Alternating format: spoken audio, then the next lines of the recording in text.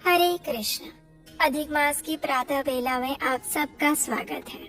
भगवान श्री पुरुषोत्तम का ये मास, जिसे स्वयं भगवान का नाम मिला है, वो अत्यंत मंगलमय और शुभ है। इस पुरुषोत्तम मास में किया गया कोई भी आध्यात्मिक कर्म, स्नान, दान, भगवान के पवित्र नामों का जप और तपस्या मनुष्य को 1000 गुना अधिक पुण्य फल प्रदान करती है। इस मास में अधिक से अधिक आध्यात्मिक कार्य, भक्तिमय सेवा इत्यादि संपन्न करने चाहिए। प्रत्येक क्षण भगवान श्री कृष्ण का स्मरण, चिंतन और जप, इसी के माध्यम से अधिक मास को सफल बनाया जा सकता है। और इसीलिए इस पवित्र अधिक मास के अंदर हम श्रवण कर रहे हैं इसे पुरुषोत्तम मास से जुड़ी हुई सुंदर पौराणिक कथाओं का। हम जानते हैं कि आप प्रतिदिन प्रातः काल में नियम पूर्वक इन कथाओं का श्रवण कर रहे हैं और ऐसा करने से आप भगवान का प्रिय कार्य कर रहे हैं और इस मास के अंत में आपको भगवान की विशेष कृपा अवश्य प्राप्त होगी। और ये संकल्प छोटा नहीं है। प्रतिदिन प्रातः काल में श्रवण करना, भगवान को याद करना, ये अपने आप में एक बहुत महत्वपूर्ण और प्रशंसनीय तपस्या है। तो चलिए आज की हमारे इस अधिक मास पौराणिक कथा का श्रवण करते हैं। और इस कथा के अंत में आपके लिए इस अधिक मास में सुना जाने वाला भगवत गीता का 15वां अध्याय पुरुषोत्तम योग भी है, तो उसका श्रवण भी अवश्य कीजिएगा। तो आइए आज की कथा आरंभ करते हैं। वैकुंठ लोक में भगवान की अनेक प्रकार से स्तुति और बारंबार नमस्कार करने के बाद अधिक मास ने भगवान से करबद्ध होकर निवेदन किया, हे स्वामी, हे दयानिधि, मैं आपकी शरण में आया हूँ। बलिष्ठ लोग मुझे मलमास कहते हैं और मेरा निरादर करते हैं। मुझे स्वामी रहित और मलिन कहकर शुभ कर्मों के निमित्त मेरा त्याज्य किया हुआ है। हे दीन वत्सल, हे भगवान, कंस की कोपाग्नि से जिस प्रकार आपने वसुदेव की पत्नी देवकी को सुरक्षित किया था, उसी प्रकार आप मेरी रक्षा क्यों नहीं करते? आपने दावानल से ग्वालों और पशुओं को बचाने के लिए अनेक प्रयास किए थे। हे दीन बंधु, आप मुझ शरणागत की रक्षा क्यों नहीं करते? जरासंध के बंधन से जिस प्रकार आपने राजाओं को मुक्त किया, उसी प्रकार आप मुझ शरणागत की रक्षा कीजिए। हे दीन वत्सल, हे परम स्वामी, ग्राह के मुख से जिस प्रकार आपने गजेंद्र को मुक्ति दिलाई थी, उसी प्रकार शरण में आए हुए मुझ दीन की रक्षा क्यों नहीं कर रहे? इस प्रकार अनेक प्रकार से मलमास ने भगवान श्री हरि से विनती करते हुए कहा, हे प्रभु, मैं आपकी शरण में आया हूँ, कृपया आप मेरी रक्षा कीजिए। अधिक मास की ऐसी करुण पुकार सुनकर भक्त वत्सल भगवान ने कहा, हे वत्स, तुम अति शोकाकुल हो। ये महान शोक जिससे तुम व्याकुल हो रहे हो, वो कौन सा है? कृपया इस शोक का त्याग कर दो, मैं तुम्हारा दुख अवश्य दूर करूंगा। जो भी प्राणी मेरी शरण में आ जाता है, उसे कोई दुख शेष नहीं रह जाता। तुम मृत्यु की कामना क्यों कर रहे हो? स्पष्ट कहो और शांत हो जाओ। भगवान के ऐसे वचन सुनकर मलमास ने दीर्घ श्वास लेकर कहा, हे भगवान, आप आकाश की भांति संपूर्ण विश्व में व्याप्त हैं। आपसे छिपा हुआ क्या है? आप चर और अचर सब में व्याप्त हैं। आप सर्व साक्षी और विश्व दृष्टा हैं। निरंजन साकार स्वरूप में सब प्राणी आप में निवास करते हैं। क्षण, लव, मुहूर्त, दिवस, रात्रि, पक्ष, मास आदि सभी अपने अपने स्वामी से आदेश पाकर सदैव निर्भय आनंद मग्न रहते हैं। लेकिन मेरा कोई स्वामी नहीं है, मेरा कोई नाम भी नहीं है और ना मेरा कोई आश्रय दाता है। इसी से देवता मेरा निरादर करते हैं और मनुष्यों ने शुभ कार्यों के लिए मुझे निषिद्ध करके रखा हुआ है। इस प्रकार आंसू बहाते हुए, अश्रुपात करते हुए मलमास ने आगे कहा, हे प्रभु, प्रत्येक स्थान पर सभी जीवों से ऐसा भीषण अपमान प्राप्त करके मैं अब जीवित नहीं रहना चाहता हूँ।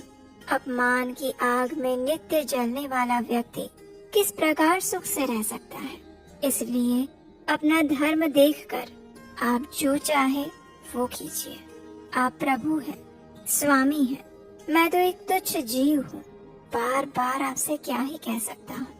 हे प्रभु, मैं मृत्यु चाहता हूँ, मैं मरना चाहता हूँ और मैं मरूंगा। ऐसा बार बार कहते हुए वो मलमास लक्ष्मीपति भगवान श्री विष्णु के समक्ष शांत होकर गिर पड़ा।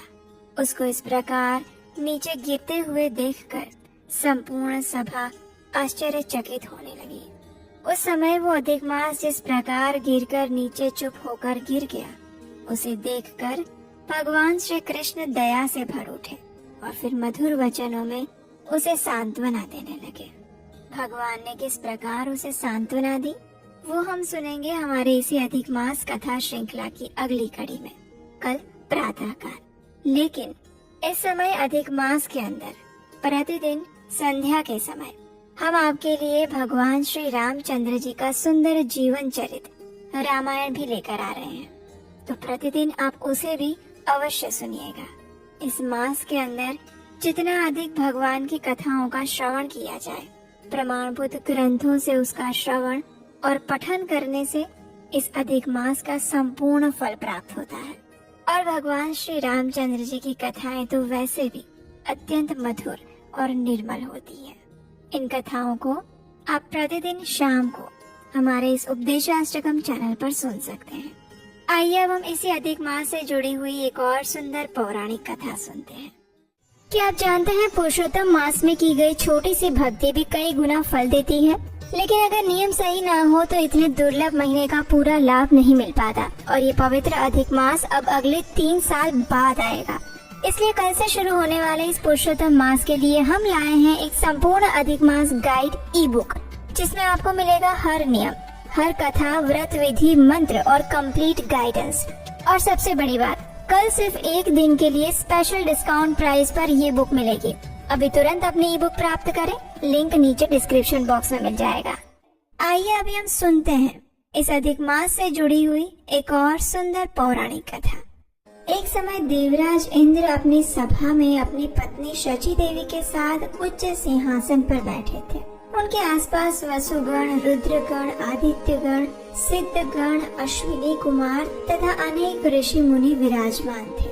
अप्सराएं इस सभा में नृत्य कर रही थी और गंधर्व सुंदर ताल देकर संगीत गा रहे थे। और कहीं न कहीं देवराज इंद्र को अपने इस ऐश्वर्य का थोड़ा सा अहंकार होने लगा था। अब ऐसे में उस सभा में पधारे देवताओं के गुरु ऋषि बृहस्पति। हालांकि देवराज इंद्र ने उन्हें अपनी सभा में आते हुए देखा था, लेकिन फिर भी अपनी सत्ता के मद में चूर उसने अपने गुरु की अवमानना की। न तो इंद्र अपने स्थान से उठे और न ही उन्होंने अपने गुरु का यथोचित आदर सत्कार किया। ये देखकर बृहस्पति समझ गए कि अब देवराज इंद्र के पतन का समय आ चुका है और वे चुपचाप उस स्थान को छोड़कर चले गए। अब जैसे ही गुरु बृहस्पति वहाँ से अदृश्य हुए तो इंद्रदेव को भी अपने भूल का भान हुआ और अपने इस दुष्कृत्य पर पश्चाताप करते हुए वे कहने लगे, ओह, ये मैंने कितना घृणित कार्य कर दिया। मैंने अपने भौतिक ऐश्वर्य के अहंकार में आकर अपने ही गुरु का अपमान किया है। इस पाप का प्रायश्चित करने हेतु मुझे इसी क्षण उनसे जाकर क्षमा याचना करनी होगी। मुझ जैसे व्यक्ति सभी लोगों में निंदनीय है, जो अपने गुरु का सम्मान नहीं करता। ये सोचकर इंद्रदेव अपने गुरु बृहस्पति के पास क्षमा मांगने के लिए जाते हैं, लेकिन बृहस्पति वहाँ से अदृश्य हो जाते हैं। सभी देवतागण उन्हें ढूंढने का प्रयास करने लगे, लेकिन उनमें से कोई भी देवताओं के गुरु बृहस्पति को नहीं ढूंढ पाए। अब देखिए, इस अवसर का लाभ उठाया असुरों ने। जैसे उन्हें पता चला कि देवताओं ने अपने गुरु का अपमान कर दिया है और अब बृहस्पति उनके साथ न होने के कारण वे असहाय हो चुके हैं, तो उसी क्षण असुरों के गुरु शुक्राचार्य के निर्देशन में उन्होंने स्वर्ग पर आक्रमण कर दिया। अब असुरों के सामने देवताओं की भयंकर पराजय हुई। निसहाय देवतागण अब पहुँचे ब्रह्मा जी के पास। ब्रह्मा जी ने भी देवराज इंद्र की अच्छी डांट फटकार लगाते हुए कहा, हे देवराज, अपने ऐश्वर्य के मद में चूर होकर जो आपने गुरु बृहस्पति का अनादर किया है, उसी का यह परिणाम है कि कि आज आपने अपने समस्त भौतिक ऐश्वर्य को खो दिया है। अब एक कार्य करो, जब तक देवगुरु बृहस्पति वापस नहीं लौटते तब तक तुम त्वष्टा के पुत्र विश्वरूप के आश्रय में जाओ। उनका चरित्र शुद्ध है और अनेक तपस्याओं द्वारा उन्होंने अपने अंदर ब्रह्म तेज को प्राप्त किया है। लेकिन याद रहे, इस विश्वरूप का संबंध माता की ओर से असुरों के साथ भी है, इसलिए वह असुरों के साथ भी समान रूप से ही व्यवहार करता है। ब्रह्मा जी की बात सुनकर देवराज इंद्र सहित सभी देवतागण त्वष्टा के पुत्र विश्वरूप के पास गए। उन्होंने उनकी पूजा की और प्रार्थनाएं तथा स्तुति करके उन्हें प्रसन्न करने का प्रयास किया। देवतागण की इस प्रकार श्रद्धा को देखकर विश्वरूप उनके गुरु बनने के लिए तैयार हो गए और उन्होंने देवताओं के लिए अनुष्ठान करना आरंभ कर दिया। अब देखिए, जैसे कि ब्रह्मा जी ने बताया था कि विश्वरूप के मन में असुरों के प्रति भी अच्छा भाव था, इसलिए देवराज इंद्र से छिपकर विश्वरूप असुरों के लिए भी आहुतियां दे रहे थे। जब इंद्र को इस बात का पता चला तो उन्हें बड़ा क्रोध आया और उन्होंने उसी समय विश्वरूप के तीनों सिर काट दिए। हालांकि इंद्रदेव को इस प्रकार ब्राह्मण हत्या करने के बाद पश्चाताप हुआ, लेकिन अब क्या करें, आखिर अपने भौतिक ऐश्वर्य को भी तो उन्हें बचाना था। जब ऋषि त्वष्टा को ये समाचार मिला कि इंद्र ने उनके पुत्र विश्वरूप की हत्या कर दी है तो वे अत्यंत क्रोधित हो उठे। उन्होंने इंद्र का वध करने के लिए उसी क्षण एक यज्ञ प्रारंभ किया। उसमें आहुतियां देते समय वे जोर जोर से बोलने लगे, हे इंद्र के शत्रु, इंद्र का वध करने के लिए इसी समय प्रकट हो, प्रकट हो, प्रकट हो।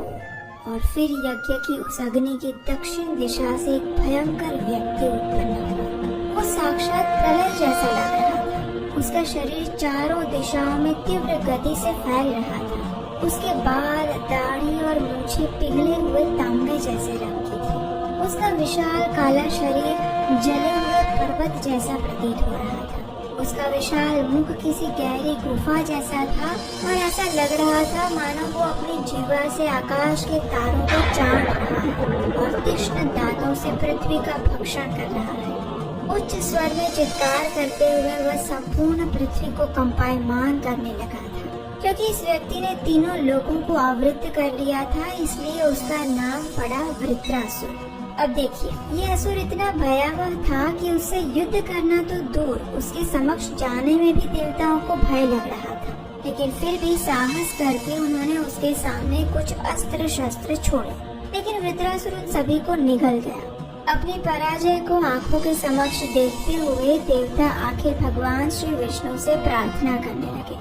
उन्होंने भगवान से कहा, हे प्रभु, आप सर्वज्ञ हैं और इसलिए हमने आपकी शरण ग्रहण की है। कृपया इस असुर से हमारी रक्षा करें प्रभु। देवताओं की प्रार्थना से प्रसन्न होकर भगवान नारायण ने कहा, हे बुद्धिमानों में श्रेष्ठ देवतागण, जो व्यक्ति मुझे प्रसन्न कर लेता है उसके लिए कोई भी वस्तु प्राप्त करना असंभव नहीं रह जाता। इसलिए तुम्हारी इच्छा भी मैं अवश्य पूर्ण करूँगा। जाओ, इस समय आप सभी देवतागण ऋषि दधीचि का शरण स्वीकार करो। उन्होंने अपनी तपस्या और ज्ञान से अजेय बल प्राप्त किया है और उनके पास एक दिव्य नारायण कवच भी है। उनसे प्रार्थना करो कि जन कल्याण हेतु वे अपने शरीर का त्याग कर दें और फिर उनकी अस्थियों से विश्वकर्मा एक अस्त्र का निर्माण करेंगे। उसी अस्त्र के द्वारा तुम इस वृत्रासुर का वध कर पाओगे।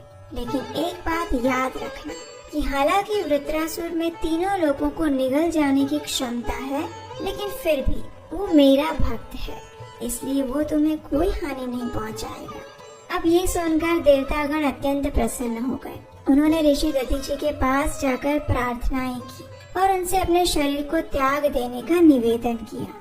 उदार चित्त ऋषि दधीचि ने संसार की सुरक्षा हेतु भगवान श्री हरि के चरण कमलों पर ध्यान केंद्रित किया और उसी ध्यान अवस्था में अपने भौतिक शरीर को त्याग दिया।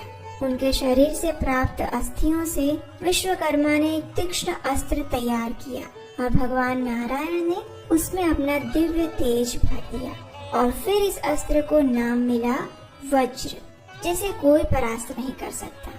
अपने वज्र को लेकर ऐरावत पर सवार होकर देवराज इंद्र वृत्रासुर से युद्ध करने के लिए निकल पड़े। अब असुरों और देवताओं के बीच में भयंकर युद्ध हुआ। असुरों ने चारों ओर से अस्त्र शस्त्र की वर्षा कर दी, लेकिन देवताओं ने अपनी शक्ति से उन्हें छिन्न भिन्न कर दिया। अब पराजित हो रहे असुर देवताओं की शक्ति से भयभीत होकर युद्ध का मैदान छोड़कर भागने लगे, लेकिन वृत्रासुर अभी वहीं पर खड़ा था। उसने ऐसी भयंकर गर्जना की कि उसके भय से ही सभी देवतागण मूर्छित हो गए। ये देखकर इंद्रदेव को क्रोध आया। उन्होंने अपनी गदा से वृत्रासुर पर प्रहार किया, लेकिन वृत्रासुर ने खेल खेल में ही अपने बाएं हाथ से उस गदा को पकड़ लिया और उसी से इंद्र के ऐरावत पर जोर से प्रहार किया। इस प्रहार से इंद्र का वाहन ऐरावत खून की उल्टी करने लगा और जमीन पर गिर पड़ा। अब इंद्र के हाथ से वज्र छूट गया था, इसलिए युद्ध के नियम अनुसार वृत्रासुर ने इंद्र पर वार नहीं किया। वृत्रासुर की इस वीरता को देखकर तीनों लोकों में सभी लोग उसकी प्रशंसा करने लगे, लेकिन वृत्रासुर यहाँ रुकने वाला थोड़ी ना था। उसने भयभीत इंद्र को फिर से ललकारते हुए कहा, अरे पतितों में सर्वश्रेष्ठ इंद्र, जिस व्यक्ति ने मेरे अग्रज और स्वयं अपने गुरु की हत्या की है, आज मैं उसका वध करूंगा। मैं इसी क्षण इस त्रिशूल से तुम्हारी छाती को बींध दूंगा। उठाओ अपना वज्र और मुझ पर प्रहार करो। तुम्हारा ये वज्र भगवान नारायण की शक्ति से संचालित है, इस पर संशय मत करो। इस प्रकार इंद्र को उत्तेजित करते हुए अब वृत्रासुर भगवान नारायण से प्रार्थना करने लगा। और क्यों न करता, आखिर वो भगवान का शुद्ध भक्त जो था। उसने भगवान को सुंदर प्रार्थनाएं अर्पित करते हुए कहा, न नाकपृष्ठं न च पारमेष्ठ्यं न सार्वभौमं न रसाधिपत्यं न योग सिद्धि पुनर्भवं वा समञ्जसत्वा विरहय्य कांक्षी ममोत्तम श्लोक जनेषु सख्यं संसार चक्रे भ्रमतः स्वकर्मिभिः त्वन्माययात्मात्मजदारगेः